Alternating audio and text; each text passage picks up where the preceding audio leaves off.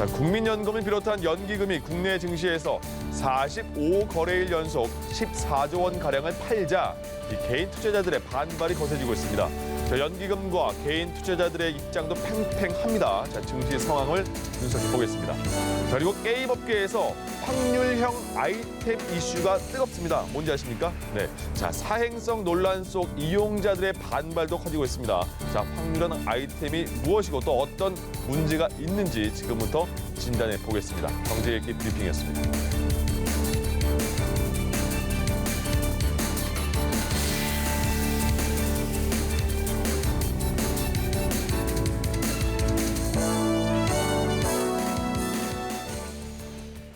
네, 좀 더 자세한 내용 김대우의 경제읽기에서 살펴보겠습니다. 오늘도 김대우 박사 모셨습니다. 네, 어서 오세요. 안녕하십니까? 네, 반갑습니다. 예. 네. 국민연금을 비롯한 연기금이 45거래일째 국내 주식을 팔고 있고 개인 투자자들은 반발하고 있는 상황인데 우선은 연기금이 무엇인지부터 설명을 해주시면 좋을 것 같아요. 네, 연금과 기금을 합해놓은 게 흔히 우리는 연기금이라고 그냥 붙여서 읽는데요. 네.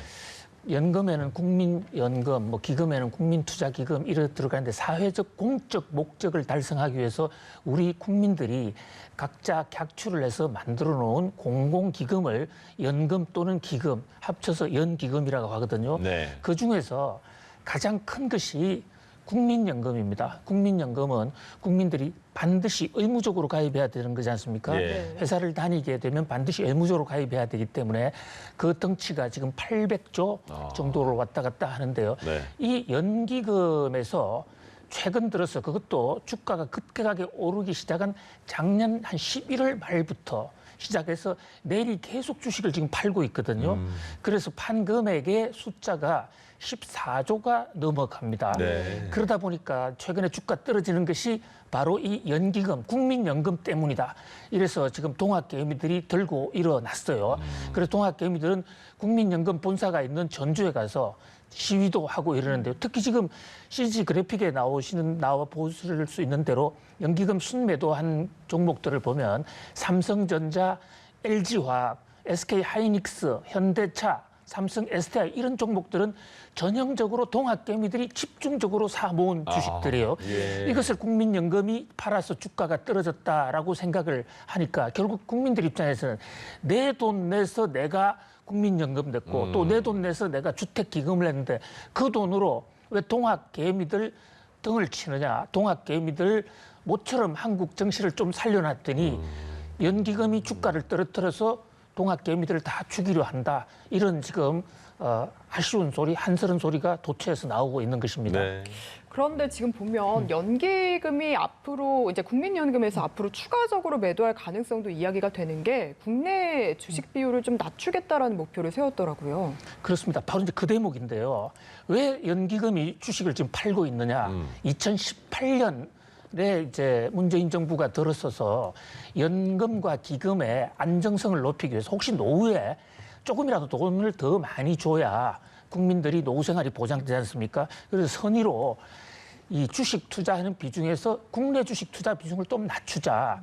그래서 지금 21.2%에서 16.8%로 낮추는 올해 목표가 16.8%로 무려 5%포인트가량을 낮추는 거예요. 왜 이렇게 낮추냐면 예. 세계 정권 시장이 여러 군데가 있는데 거기는 오르는 시장도 있고 내리는 시장도 있는데 한국에 몰빵을 하는 것보다는 다른 나라에 분산해서 더 좋은 나라에 투자를 하면 더 돈을 많이 벌 수도 있지 않느냐. 예. 이제 그런 각도에서 국민들의 노후 연금을 좀 더 늘려주고 안전을 보장하기 위한 선의의 목적으로 시작이 됐죠. 예. 그런데 이제 문제가 이제 두 가지 면에서 문제가 생겼습니다. 하나는 한국 주가가 갑자기 너무 올란 것이에요. 작년 말을 기준으로요. 네. 그러다 보니까 지금 저 21% 또는 16%라는 게 현재 주식 시가총액을 기준으로 하거든요. 그러니까 보유 물량은 가만히 크게 변하지 않았다 하더라도 주식 가격이 다른 나라보다 더 오르면 저 비중에서 15%보다 훨씬 높은 선이 돼버리는 거예요. 그러니까 낮춰야 될 상황이 돼버린 거죠. 그리고 지금 앵커님 말씀하신 대로 이 계산을 그대로 21%를 지금 16%로 낮추면 연말까지 약 20조 원 가량의 주식을 더 팔아야 됩니다. 그러니까 그동안에 지금 12조 또 다른 연기금까지 합쳐서 14조 정도를 이미 연기금이 팔았는데 앞으로도 20조 이상을 더 팔아야 되니까 동학개미들 입장에서는 이거 멘붕 상태가 됐다는 거죠. 예. 국민연금 때문에 계속 주식 투자를 해야 되나? 지금 이런 공포감, 위기감이 생기게 된 것입니다. 그 정도까지 생각하는군요. 그래서 개인 투자자들이 주가가 떨어지는 거는 지금 연기금 때문이다 이런 말도 나오는 것 같은데 연기금이 계속 주식을 팔면서 코스피의 변동은 영향을 받았다고 봐야 되나요? 예, 그 주가가 이제 최근에 와서 3천 고지를 돌파한 이후에 좀 조정을 받고 있는 데는 네. 여러 가지 요인이 있죠. 세계 경제 요인, 미국의 금리가 오르는 거, 또 인플레가 되는 거, 또 국내의 여러 가지 경기 상황, 백신 이런 여러 가지 상황 때문에 연기금 때문에만 주가가 떨어진다라고 하는 것은 좀 과도한 해석이죠. 예. 그러나 이제 결국은 가격이라는 게 수요와 공급에 따른 그 결과로서 균형점이 형성되는 게 가격이다. 이렇게 놓고 볼 때 만약에 연기금이 12조 이상을 약 한 2달 정도에 팔아치웠는데요. 그렇게 팔지 않았더라면 거꾸로 주가는 더 올랐지 않겠느냐라는 그런 각도에서 본다면 네. 연기금이 현재 주가 하락의 모든 요인은 아니지만 적어도 한 요인은 제공했다 이렇게 볼 수가 있는 것이죠. 네. 근데 뭐 연기금 입장에서도 국민들의 노후를 책임진다는 그런 걸 걱정하고 있는 거고 개인 투자자들도 입장도 역시 이해가 되는데 해외에서는 이 연기금을 어떻게 운용하는지 궁금합니다. 예, 나라마다 사정이 아주 극명하게 갈라지는데요. 미국의 경우에는 뭐 연금이 여러 개 나누어져 있어 국민연금도 나누어져 있어서 정부가 개입을 일체 하지 않습니다. 네. 그리고 일본의 경우에는 25%까지 일본 주식을 투자하게 돼 있어요. 지금 우리나라는 21을 16으로 낮추려고 하니까 네. 바로 이제 개미들은 일본에 빗대어서 왜 일본 국민연금은 25%나 일본 주식에 투자하는데 한국은 우리 돈 가지고 왜 이걸 21%에서 16%로 낮추려고 하느냐 이런 이제 볼멘 소리가 나오는 것이죠. 예. 그런데 이제 또 각국마다 사정이 다른데 핀란드 같은 나라를 보면 핀란드는 국내 주식 투자 비중이 아예 없습니다. 아예요. 예. 그래서 전 세계를 상대로 투자하다 보니까 핀란드는 전반적으로 전 세계에서 국민연금의 수익성이 제일 높아요. 그런데 이걸 단순 비교하기 어려운 게 핀란드는 국내 증권 시장이 또 많이 발전하지 않았지 않습니까? 예. 자, 그다음에 캐나다 같은 나라도 미국이 바로 옆에 있으니까 미국 투자 물량을 많이 하기 위해서 국내 투자 비중을 상당히 낮추고 있어요. 나라마다 결국 다른 것이고 결국은 현재 국민연금도 2018년에 만든 목적이 뭐 어떤 특정 세력을 도와주기 위해서나 시장을 왜곡시키기 위한 것이 아니고 국민들의 노후자산 보호 조금이라도 더 늘려주자는 그런 정책 목표를 가진 것이거든요. 그리고 이 기금위원회라는 곳에 그 국민연금의 위원회가 있습니다. 그 위원회에서 결정한 것이에요. 그런데 이제 동학개미들 입장에서는 자, 그런데 2018년에 한국의 주가가 굉장히 낮을 당시에 상황으로 21%, 15%로 줄여놓은 것을 올해 와서 적용하는데 그렇다면 시가총액보다는 주식의 발행 가격이라든지 주식의 물량을 기준으로 하면 지금도 우리는 21%가 채 안 된다. 좀 조정할 필요가 있고 또 기금운용위원회가 만든 이 6%라는 기준이 금과 옥조로 반드시 수익을 높인다는 보장도 없으니까 재고해봐야 된다. 또 그동안에 우리는 국민연금이 한국 국내 주식에 많이 투자해왔으니까 갑자기 줄이면 쇼크가 있으니까 천천히 줄여야 된다. 이런 주장을 하고 있는데 네. 또 한 곳에서는 이제 그동안 동학개미들 마음에 안 들면 무조건 다 바꿔달라. 그래서 양도세가 그랬죠. 또 공매도가 그랬죠. 등등 이런 걸 하면서도 어떤 특정 세력의 이익 때문에 제도를 수시로 바꿀 수 있느냐 이런 찬반 논의가 굉장히 활발한데요. 예. 뭐 다행인지 불행인지 다음 주에 국민연금 기금운용위원회가 회의를 열고 이 문제가 과연 옳은지 한번 대책을 논의해 보기로 했습니다. 예. 그러니까 무조건 동학개미들만 옳은 것도 아니고 또 국민연금의 선의도 있고 있는 것이니까 양자의 이익을 다 극대화시킬 수 있는 좋은 묘방, 이 솔로몬의 지혜가 나와야 될 것으로 보입니다. 알겠습니다. 이제는 게임 얘기 좀 해봐야겠습니다. 박사님 게임 하세요? 게임 머리가 나빠 잘 못합니다. 그렇습니까? 네. 아니 그 요새 게임 업계에서 최근 되게 그 이슈가 되는 게 확률형 아이템이라는 거래요. 네. 뭐예요? 이게? 제가 그 어렸을 때 대학 다닐 때 좀 게임 왕이었습니다. 아, 예전엔. 그래서 네. 테트리스 뭐 이런 거 하면 그 당시에는 테트리스는 머리가 별로 필요 없는 거예요. 동물적 감수성, 탁 튀면 탁 하는 그런 예. 그리고 많이 하면 실력이 늘잖아요. 테트리스 갤러그 막 그런 세대 아니십니까? 예. 그런데 요즘 게임은 그렇게 많이 한다고 해서 성적이 좋아지는 게 아니에요.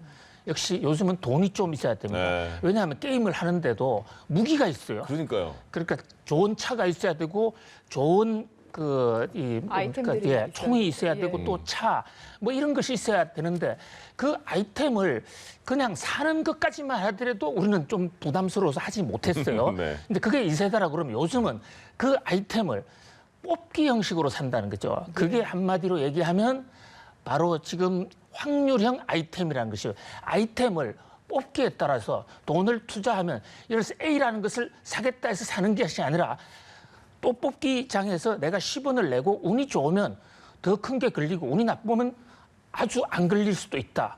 근데 이게 너무 지나친 사행성이 아니냐 하는 상황에서 넥슨의 한 프로그램에서 이것을 조작하고 있는 것이 아닌가라는 의혹이 제기가 됐어요. 그래서 지금 전국적으로 예.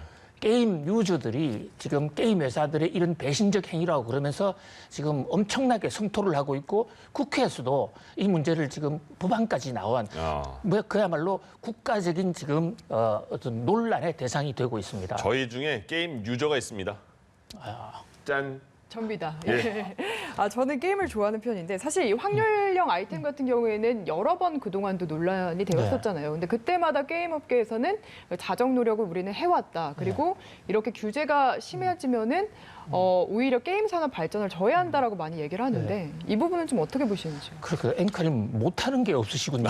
게임도 이렇게 너무 감사합니다. 제가 모르면 좀 막히면 좀 도와주시기 바라요. 자, 지금 확률형 아이템에서 말이죠. 1차적인 확률형 아이템은 그나마 문제가 크게 안 됩니다. 왜냐하면 한 번 추첨을 뽑게 하는 거고 저는 이제 그동안에 게임에 문제가 많이 되니까 자, 자율형으로 규제를 하자. 예. 그래서 업계 스스로 게임에 대해서 확률도 공개를 하고 그 소비자들의 오해가 없도록 그대로 잘 해왔거든요. 그런데 여기서 컴플리트 카차라고 들어보셨죠? 예. 그러니까 이건 오, 다 알아요, 진짜.